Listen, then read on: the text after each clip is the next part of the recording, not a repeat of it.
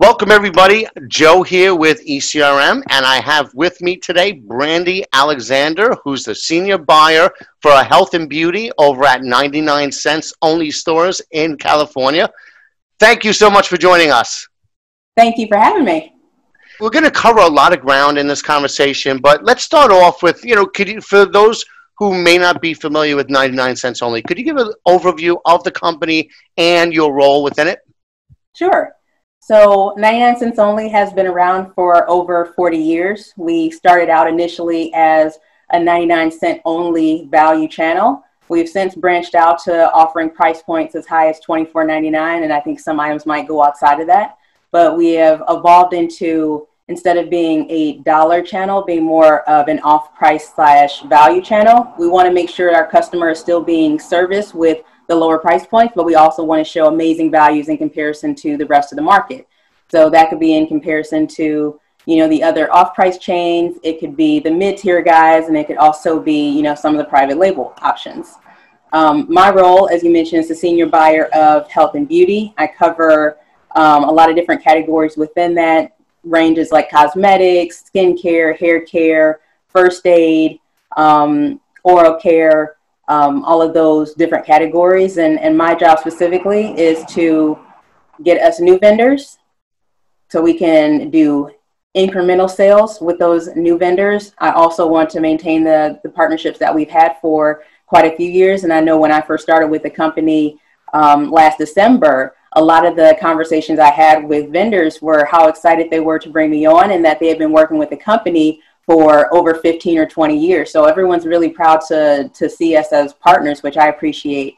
And just to make sure we get great values and great deals on our floor to service our customers. Excellent. Well, and now that you mentioned it, the first time that we spoke actually was in January at our cosmetics, fragrance, and bath session. And wow, has so much happened since then. Tell me about it. Can you walk us through, specifically within your categories, but you can talk about other categories if you like as well. But take us through what has happened, once the pandemic started and started unfolding through the lockdown, and how has that impacted the way your consumers are shopping your stores? Yeah, it's a good question. I would definitely say that we saw a spike across every category in early March when the pandemic was really starting to hit the U.S. and everyone was worried about going into a lockdown or stay-at-home orders, whatever that looked like. So we did see a lot of that panic buying in food, in home, in beauty essentials, in healthcare essentials, hand sanitizers and wipes. If they couldn't find the wipes in healthcare, they were going to baby care, household cleaning. Saw a huge pickup in bleach and toilet paper, and things of that nature. We're located in 4 states. We're in California, Texas, Nevada, Arizona. So I think a lot of those states have loosened restrictions. So people are still going out doing their day-to-day business. It's looking a little bit different now, but I think people are starting to adapt to what they deem the new normal. So we've definitely seen a slowdown of that, that panic buying. And now it's like they're going into, we need hand sanitizer on a daily basis. So they're still stocking up on those. And I think one that everyone was excited / interested to see pick up was our general merchandise, which encompasses kitchen gadgets, home decor, arts and crafts and accessories, because now you're staying at home. So you want to be able to do some of those items that, you wouldn't have other opportunity because you'd be outside the home. And a lot of people are using this time to redecorate their homes. So they're buying, a lot of new home and kitchen decor to just change it up a little bit. So I definitely feel like we're seeing the ebbs and flows in different categories. Right now, I think it's level set. We've been talking about how our transactions, we may be seeing a decline there, but the customers are willing to spend a little bit more because now I think they don't want to go to different stores. They want to be able to find everything in one store. And I will say what our buyers have done a great job of is making sure we always have stock in the key items for our customers. So you can go to 99 cents only and hit so many categories in one trip. Now, in the beauty side, actually, talk a little bit about I know like makeup, like people didn't need as much makeup. They shifted to a lot of wellness type of items. And not only that, but things that would maybe give them a sense of normalcy, like bath bombs. What have you seen in those categories? I will say we definitely saw a decline, but I think that now that people are again adjusting to that new normal, I think they're also in the same vein of I don't want to lose myself in that. So we've seen an uptick in their skin routines, in the spa products. So anything that has like a hair turban or massaging, moisturizing rollers or socks or gloves. We're doing a crazy amount of business in facial masks, because those are just like disposable. So some people will pick up 5 or 6 and then just use them every single day for the rest of their week. And the cosmetics, I think that's pretty interesting to note, because I thought that out of all the categories I manage, cosmetics would take the biggest hit, and we did start to see a decline. But I think with people going on Zoom and doing more meetings virtually, I think they still want to keep up their appearance. So a lot of people still wear makeup. When I'm in meetings and ECRM, I saw a lot of vendors wearing makeup too. I think it's been focused more for the people that are going out on a more regular basis, because now people are wearing masks. So you can't see their lips. So they're spending less on lips, but they're focused more on their eyes. So we're selling a lot of lashes, a lot of eyeliner, a lot of mascara, because they want to focus on what you can see. Because I think the mask does a pretty good job of, hiding the majority of your face. So I think people want to highlight the parts that you can see. And I think we did a good job in shifting our focus to, some of those specific areas to service the customer in those regions. That's actually a very interesting point. I mean, yeah, you have the combination of more people are doing virtual meetings, and whether it's with their colleagues or customers or, and families, whatever. So they want to look, but the mask thing also, I remember in the beginning, plus I think in the beginning, people really weren't focused on how they looked. They didn't care. It was just like, let's survive this.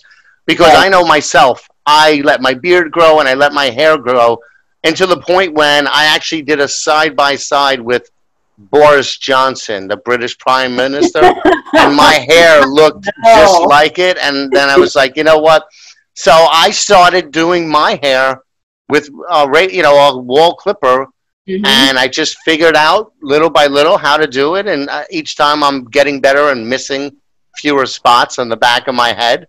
And I think, now I'm like, well, do I really ever have to go back to the barber? So it's kind of changed some things permanently. And what about on the wellness side, vitamins or anything preventative? I would imagine people are stocking up. Absolutely. We're seeing a huge spike in cough drops and anything vitamin C, whether it's the powder or the dissolving tablets. Gummy vitamins have always been really good for us, but now it's like a crazy increase. So we're seeing a huge spike there, and that's in kids and adult. We also have some over 65 that we do. So I think people are definitely taking this time to focus more on the health and wellness side. 100% agree with you there. And we're making sure that we're accounting for all of that. And I will say, with the pandemic, we're also seeing a huge increase in like the cough and cold, flu prevention, whether they have, coronavirus or not. I think people are anticipating. So they're being preemptive instead of like the reactive, like I don't have it now, so let me be sure that I'm like supplementing and taking vitamin C and doing all of the things that I need to do to make sure I don't get it. So I think that's why we're seeing that increase. So, it's good that we actually are able to have that for the customer. Yep. I've been doing the same thing. I stock up on those emergency, drink mixes, like 60 at a time. And and I do have, probiotics and all of that. And I'm also just trying to live healthier, eating, I've switched to really all organic foods and getting a lot more sleep, just because I think everybody's in more of a preventative mindset. Absolutely. So what about any surprises? Either way, like something that you thought would sell and is not, Well, I will say one that I normally look at and I laugh. We pulled sales a couple days after it was announced that we might be going into a lockdown. And the one category that we saw It's crazy, but it was over 40% increase was in condoms. So sexual wellness is also very important. Yep. So I saw a spike in condoms and lubricating jelly, also in pregnancy tests, and feminine hygiene was pretty big. So those, I would say, I was pretty surprised by that. But when I look at it, I'm like, people are staying at home. Maybe I shouldn't be as surprised. Yeah.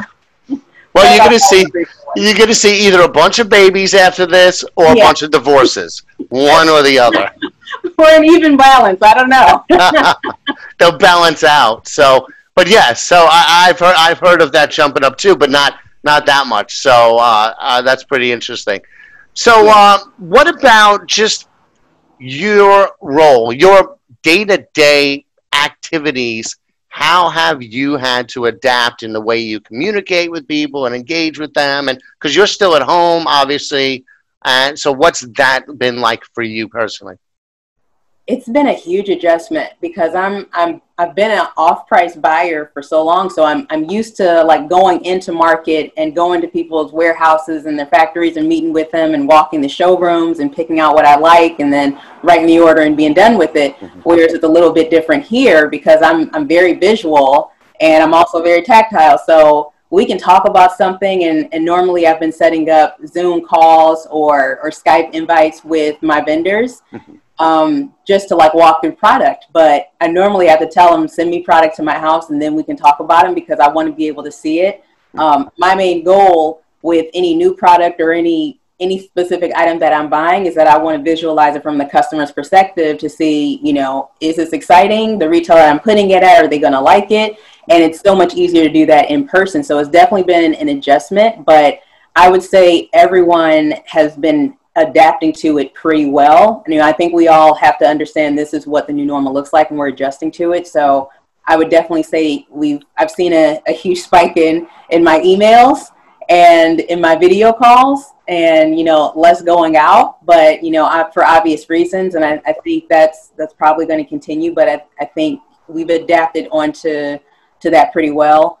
I would say I'm going to do 100% what it takes to keep everyone safe. So if that means, you know, not going into the office just yet for another month or so, then so be it. But I definitely miss being in the office and like having that personal connection with people. So that's definitely been the most challenging thing. But, you know, hopefully when this all ends, we can go about our regular day to day.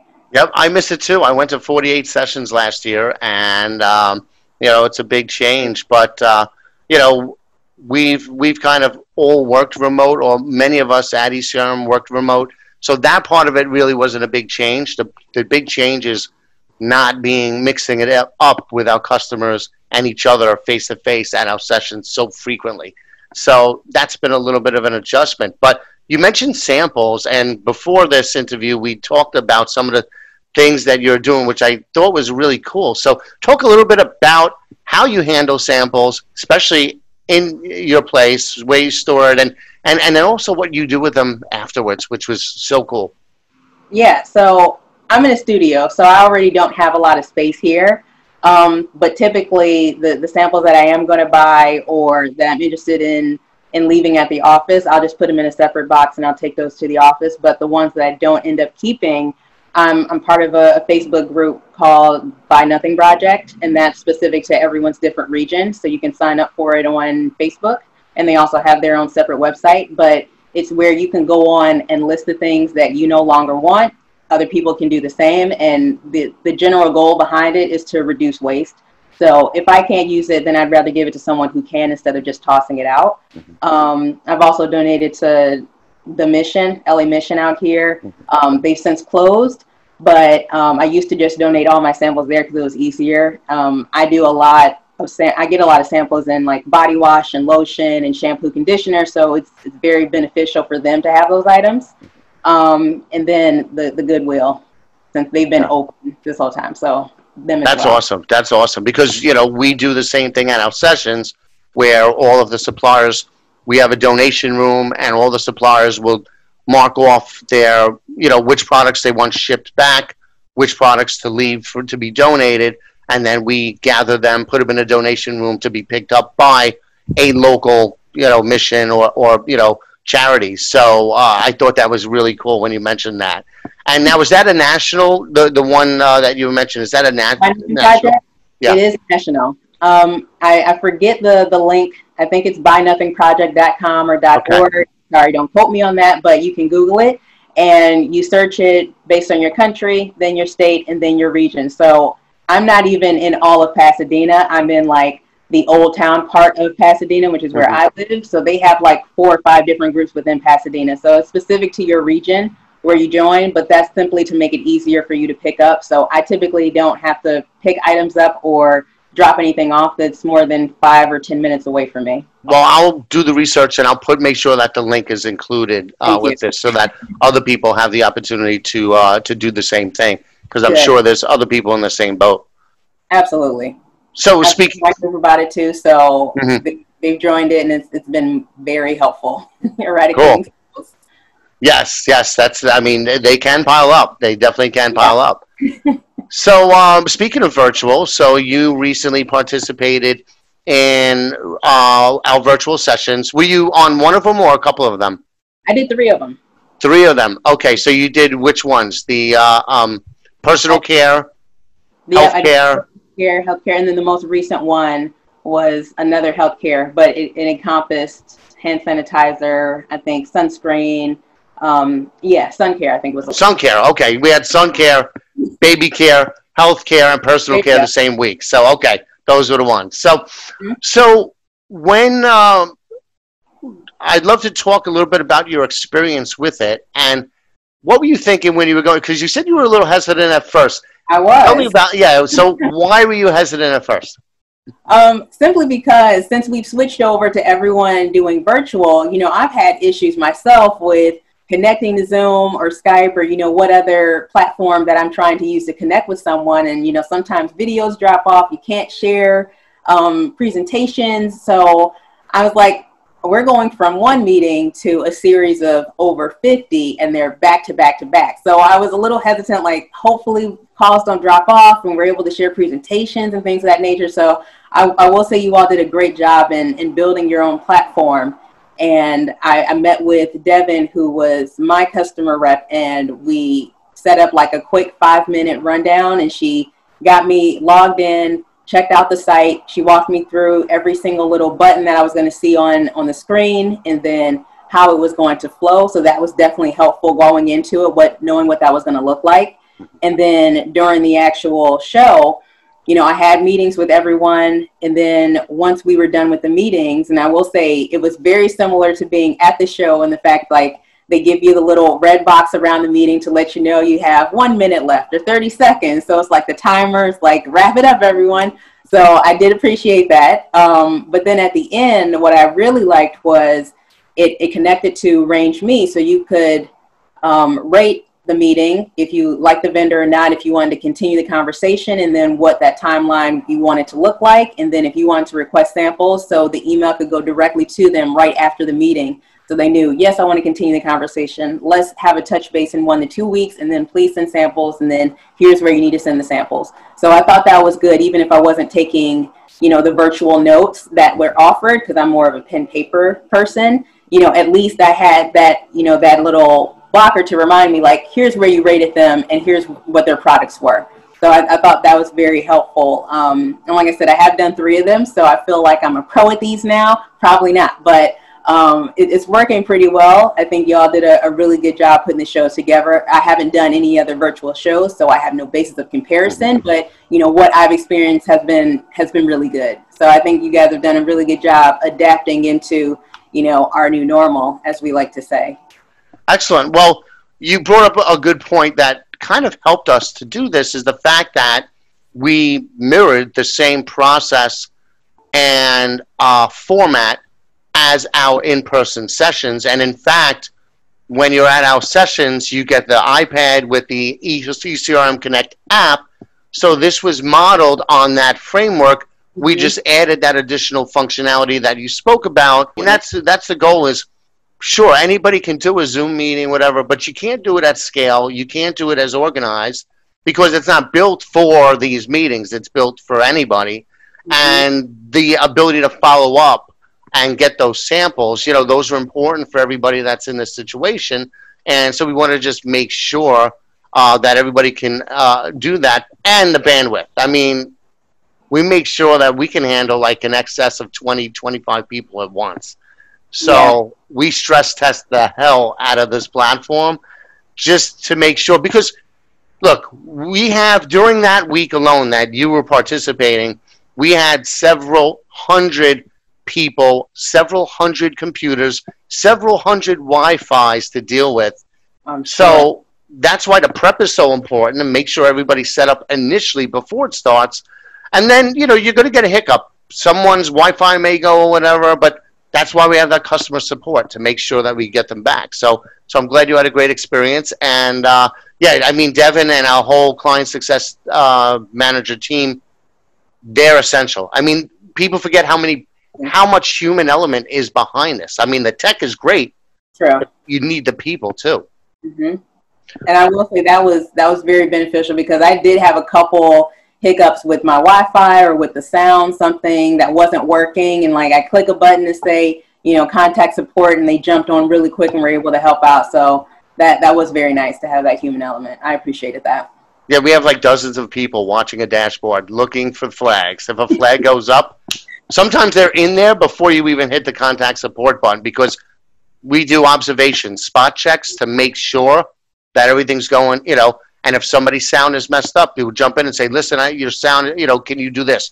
So now all of our guys are like what do you call them? Tech support experts. Yeah. You know, and you, after all those meetings, how many meetings did you do total? About? That's hard. My VP ended up helping me out on this most recent one, since I just took over health from Sue Ford, our buyer that just retired. So I had a lot on my plate, but I would say it was over 100, easy. So now, as far as virtual's role in the future, where do you see it going? Where, you know, just in general as a component of our industry? I don't think it's going anywhere. And I think, if anything, it's going to get more advanced, or, you know, less tech support need, I hope. But I know a lot of people in other companies, other buyers, and they're not going back into the office until January. And we don't know when there's going to be a cure or some sort of cure for this pandemic. So I think, at least for the interim, and probably for a long time past that, we are going to have to be using this virtual platform. So I don't think that I see an end date, because I don't think that there is one. Well, certainly we've made the rest of the year all virtual sessions, and we're already starting on the first quarter of next year, changing some of them to virtual, because you're right. There's just, you know, even if best case scenario, vaccine comes in January, they still need to make it and distribute it, and, you know, so there's so many factors. And then we're still not done with the first wave of the pandemic. They're expecting us. Nobody wants to be the first person to bring the second wave home, or to their office, or to their families. Absolutely. So, you know, we're all going to be living in this world for a while. I mean, once this is all done, we'll probably still have a combination of virtual and in person, because, and this is something I want to ask you about, I mean, the efficiencies. I mean, I'm sure with the breadth of categories that you cover, there are other sessions that you'll be able to go to that maybe you don't have time to. I mean, what was your view of it from an efficiency standpoint, just in the volume of meetings that you were able to do?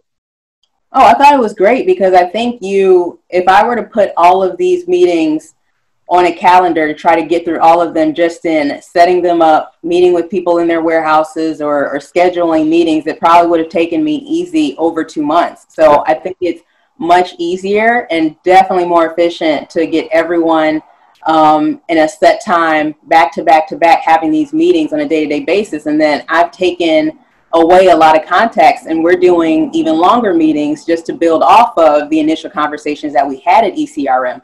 So I definitely feel like it's much easier for me, especially since I'm not going anywhere, to do everything virtual, instead of, like, you know, the idea maybe I'm going to meet with this person today. Let me set up this call. Oh, I'm busy with something else, so now I have to move it out, and then things get shifted. So, our business changes day to day, and we have to adapt to that. But having this meeting on the calendar, knowing I'm going to meet with X amount of people, and that's not going to change, has been beneficial. So I think it's much easier in the sense of having everything together. And virtual has definitely been very helpful, for sure. Yeah, it definitely saves time. You don't, when you wrap up at 5 o'clock, it's not like you're going to a function afterwards, or you don't have to travel back home.